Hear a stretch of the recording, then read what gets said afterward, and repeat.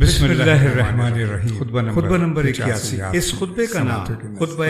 غرہ ہے، جو امیر میں سب سے زیادہ وہ بندہ محبوب ہے جسے اس نے نفس کی خلاف ورزی کی سماوت کی ہے، جس کا اندرونی لباس اس اللہ کے لیے ہے جو اپنی طاقت کے اعتبار سے بلند، اپنی بخشش کے لحاظ سے چمٹا رہتا ہے، ہر نفع و زیادتی کا عطا کرنے والا، اس کے دل میں ہدایت کا چراغ روشن والا ہے، اور آنے والے اس کے کرم کی نوازش اور نعمتوں کی فراوانیوں کی بنا پر اس کی جو دور ہے اسے وہ قریب سمجھتا ہے۔ میں اس پر ایمان رکھتا ہوں چونکہ وہ اول ظاہر ہے، اور سے ہدایت چاہتا ہوں چونکہ وہ قریب تر اور عادی ہے، اور اس سے مدد چاہتا ہوں چونکہ وہ قادر و توانا ہے، اور اس پر بھروسہ کرتا ہوں چونکہ وہ ہر صحرا کی کفایت کو عادت کرنے والا ہے، اور میں گواہی دیتا ہوں محمد اس نے پہلی ہی دفعہ جھک کر پی لیا ہے، اور اس کے اب دو رسول ہیں جنہیں احکام کے نفاذ اور حجت کے اتمام اور عبرتناک واقعات پیش کرنے سے پہلے متنبع کر دینے کے لیے بھیجا گمراہی کی حالت بندو، میں تمہیں اس اللہ سے ڈرنے کی وصیت کرتا ہوں جس سے تمہارے سمجھانے کی مثالیں پیش کی، اور تمہاری زندگی کے اوقات کے دروازے بند کرنے لباس سے ڈھانپنا، اس نے رزق کا سامان فراہم کیا، اسے تمہارا ہدایت کی مینار کو پہچان دیا ہے، اور تمہارے لیے جزا مقرر کی ہے، اور تمہیں اپنی وسیع نعمتوں اور فراز سحریوں سے نوازا اور دیا ہے۔ وہ یقین کی وجہ سے ایسے اجالے میں ہے جو سورج وہ ایک ایک کر کے تمہیں گن چکا ہے، صرف مقام آزمائش و محض عبرت اس نے تمہاری عمریں مقرر کر دی ہے، اس میں تمہاری آزمائش ہر مشکل کی درآمد کے سامنے آئے مناسب طور پر اسے حل کر اس دنیا کا گھاٹ کے اصل و مقصد سے راجے اگر وہ تاریخ میں روشنی پھیلانے، اس کا ظاہر خوشنما اور باطن کو حل کرنے والا، الجھے ہوئے مسئلوں کو سلجھانے والا، مشکلوں کو دور کرنے والا، اور لق و دق صحراؤں میں راہ دکھانے والا ہے۔ وہ جب سے نفرت کرنے والا اسے دل لگا لیتا ہے، اور اس وقت جب تم رہنا ہی صلاحیت کا ذریعہ ہے، پیروں کو اٹھا کر زمین پر دیا، اور اپنے جانے پھانس وہ دین خدا کا مادن اور اس کی زمین میں گڑی ہوئی ہے، اور اس کے گلے میں موت کا پھندا ڈال گیا ہے، چنانچہ اس کے عدل کا پہلا قدم خواہشوں کو اپنے نفس سے جہاں سے وہ اپنا ٹھکانہ بیان کرتا ہے تو اس پر عمل بھی کرتا ہے، کوئی نیکی کے حل کا نتیجہ جس کا بعد میں آنے والوں کی حالت ایسی نہیں کہ جہاں نیکی کا امکان ہو، چھان سے منہ موڑنا ہے، اور اس نے اپنی خواہشوں کو اپنے نفس سے باز رکھنا ہے، وہاں ایک دوسرے کے طور طریقوں کی پیروی کرتے ہیں، اور نیکی کے بعد ایسی نہیں کہ جو اس نے ارادہ نہ کیا فنا کوئی ایسی جگہ نہیں، یہاں تک کہ جب تمام معاملات ختم ہو جائیں گے اور دنیا کے عمر تمام ہو جائے گی، قرآن کے ہاتھوں میں آ جائے گا، تو اللہ سب کو قبر کے گوشت، جہاں پرندوں کے گھونسلوں، درندوں کے بھٹوں اور ہلاکت، اور جہاں اس کی منزل ہوتی ہے وہیں گرو در گرو، سامت و ساکت، ایست و پس بستہ، امر زبردست بڑھتے ہوئے نام جائے باز گشت کی جانے، حالانکہ وہ عالم نہیں، نگاہ قدرت ان پر حاضری اور پکارنے والے کی آواز ان سب کے کان میں آتی، فریب کے پھندے، وہ ذوق و بیچارگی کا لباس پہنے ہوئے ہوں گے، اور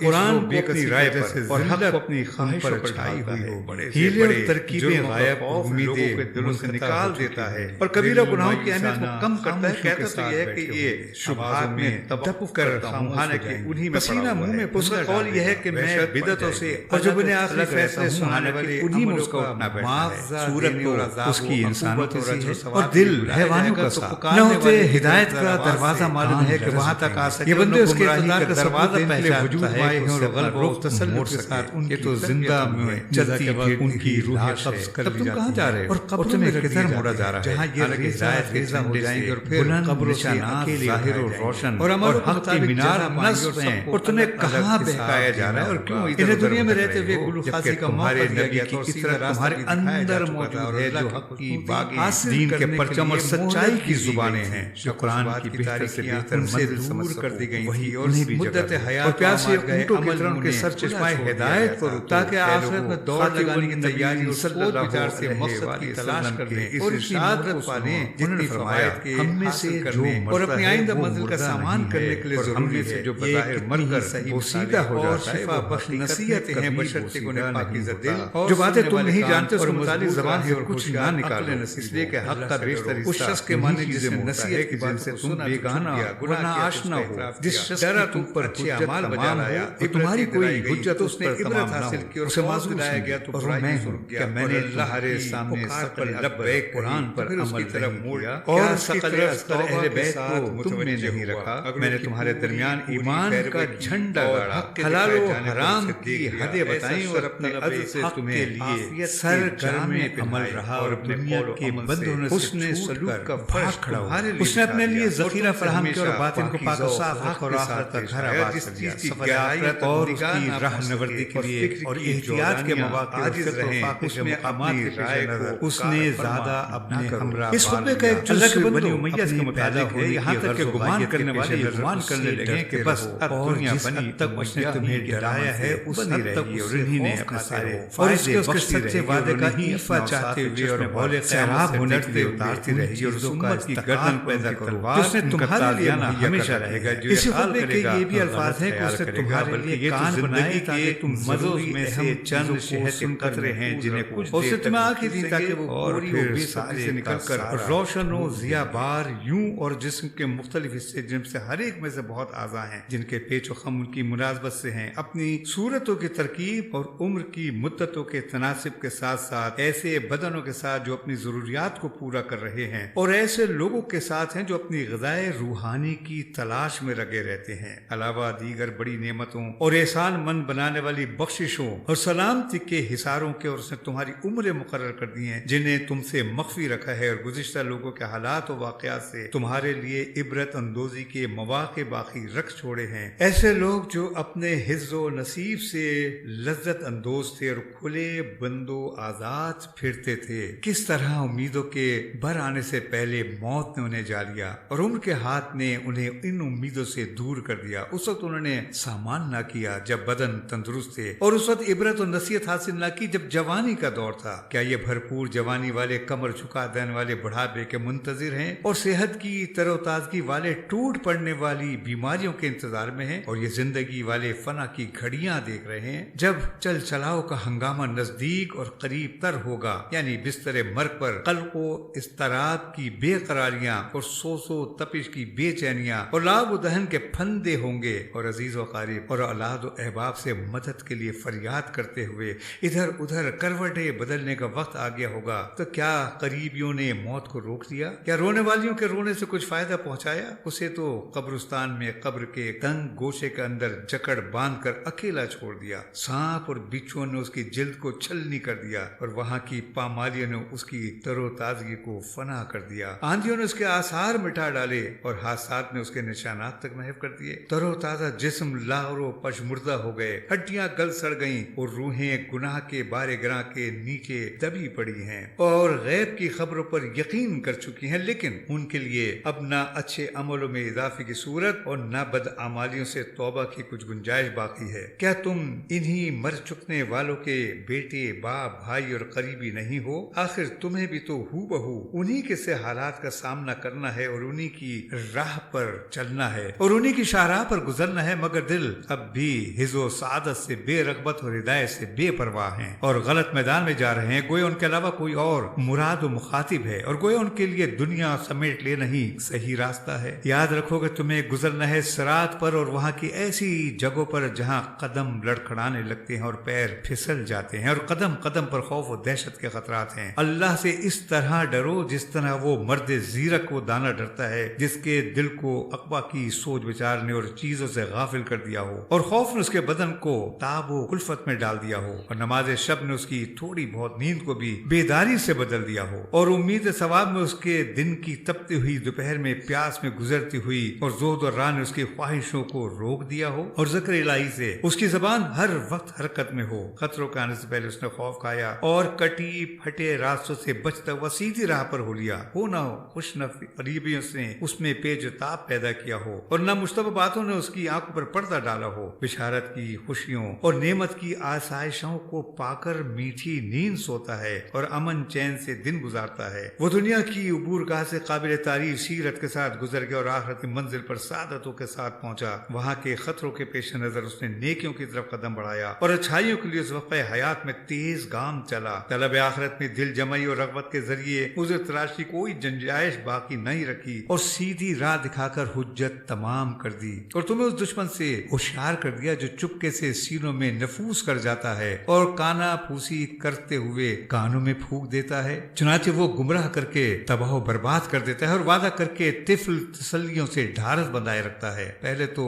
بڑے سے بڑے جرموں کو سوار کر لاتا ہے اور بڑے بڑے مہلک گناہوں کو ہلکا اور سبک کر کے دکھاتا ہے، اور جب بہکائے ہوئے نفس کو گمراہی کے ڈھولے پر لگا دیتا ہے اور اسے اپنے پھندوں میں اچھی طرح جکڑ لیتا ہے تو جسے سجائے تو اس کو برا کہنے لگتا ہے اور جسے ہلکا اور سبک دکھایا اس سے بڑھتا گیا اور برائیوں سے بھاگتا رہا، اور آج کے دن کل کا خیال رکھا اور پہلے سے اپنے آگے کی ضرورتوں پر نظر رکھی۔ بخشش و عطا کے لیے جنت اور عقاب و عذاب کے لیے دوزخ سے بڑھ کر کیا ہوگا، اور انتقام لینے اور مدد کرنے کے لیے اللہ سے بڑھ کر کون ہو سکتا ہے، اور سند و حجت بن کر اپنے خلاف سامنے آنے کے لیے قرآن سے بڑھ کر کیا ہے۔ میں تمہیں اللہ سے ڈرنے کی وصیت کرتا ہوں جس نے ڈرانے والی چیزوں کو گراں باری و اہمیت بتاتا ہے، اور جس نے مطمئن اور باخوف کیا تھا اس سے ڈرانے لگتا ہے۔ اسی خطبے کا ایک جزیہ یہ ہے کہ جس میں انسان کی پیدائش کا بیان ہے، یا پھر اسے دیکھو جسے اللہ نے ماں کے پیٹ کی اندھیاریوں اور پردے کی اندرونی تہوں میں بنایا ہے، جو ایک جراثیم حیات سے چھلکتا ہوا نطفہ اور بے شکل و صورت کا منجمد خون تھا، پھر انسان خط و خال کے سانچے میں ڈھل کر جبین بنا، اور پھر طفل شیرخوار، اور پھر حد رضاست سے نکل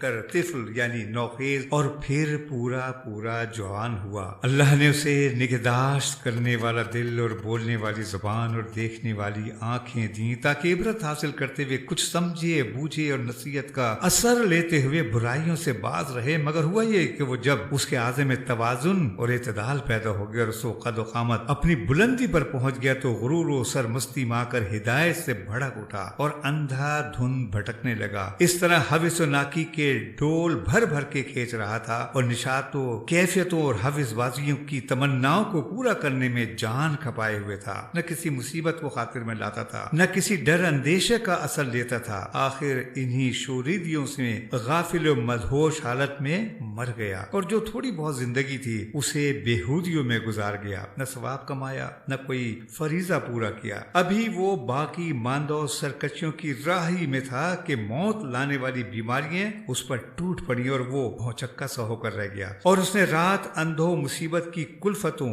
اور درد و آلام کی سختیوں میں جاگتے ہوئے اس طرح گزار دی کہ وہ حقیقی بھائی، مہربان باپ، بے چینی سے فریاد کرنے والی ماں اور بے قراری سے سینہ کوٹنے والی بہن کے سامنے سکرات کی مدہوشیوں اور سخت بدحواسیوں اور دردناک چیخوں اور سانس اکھڑنے کی بے چینیوں اور نزا کی درماندہ کر دینے والی شدتوں میں پڑا ہوا تھا۔ پھر اسے کفن میں نامرادی کے عالم میں لپیٹ دیا گیا، اور وہ بڑے چپکے سے بلا مزاحمت دوسروں کی نقل و حرکت کا پابند رہا۔ پھر اسے تختے پر ڈالا گیا اس عالم میں کہ وہ محنت و مشقت سے خستہ حال اور بیماریوں کے سبب سے نڈھال ہو چکا تھا۔ اسے سہارا دینے والے نوجوانوں اور تعاون کرنے والے بھائیوں نے کاندھا دے کر پردیس کے گھر تک پہنچا دیا کہ جہاں میل و ملاقات کے سارے سلسلے ٹوٹ جاتے ہیں، اور حزب مشائیت کرنے والے اور مصیبت زدہ عزیز و اقارب پلٹ آئے تو اسے قبر کے گڑھے میں اٹھا کر بٹھا دیا گیا۔ فرشتوں سے سوال و جواب کے واسطے سوال کی دہشتوں اور امتحان کی ٹھوکریں کھانے کے لیے، اور پھر وہاں کی سب سے بڑی آفت کھولتے ہوئے پانی کی مہمانی اور جہنم میں داخل ہونا ہے، اور دوزخ کی لپٹیں اور بھڑکتے ہوئے شعلوں کی تیزیاں ہیں۔ نہ اس میں راحت کے لیے کوئی وقفہ ہے، اور نہ سکون اور راحت کے لیے کچھ دیر کے لیے بچاؤ، نہ روکنے والی کوئی قوت ہے، اور نہ سکون دینے والی موت، نہ تکلیف کو بھلا دینے والی کی نیند، بلکہ وہ ہر وقت قسم قسم کی موتوں اور گھڑی گھڑی نت نئے عذابوں میں ہوگا۔ ہم اللہ ہی سے پناہ کے خواہشگار ہیں۔ اللہ کے بندو، وہ لوگ کہاں ہیں جنہیں عمریں دی گئیں تو وہ نعمتوں سے بہریاب ہوتے رہے، اور انہیں بتایا گیا تو وہ سب کچھ سمجھ گئے، اور وقت دیا گیا تو انہوں نے وقت غفلت میں گزار دیا، اور صحیح و سالم رکھے گئے تو اس نعمت کو بھول گئے۔ انہیں لمبی مہلت دی گئی، اچھی اچھی چیزیں بھی انہیں بخشی گئیں، دردناک عذاب سے انہیں ڈرایا بھی گیا، اور بڑی چیزوں کو ان وعدے سے بھی کیے گئے تھے۔ تو تم طے ہلاکت میں ڈالنے والے گناہوں اور اللہ کو ناراض کرنے والی خطاؤں سے بچتے رہو۔ اے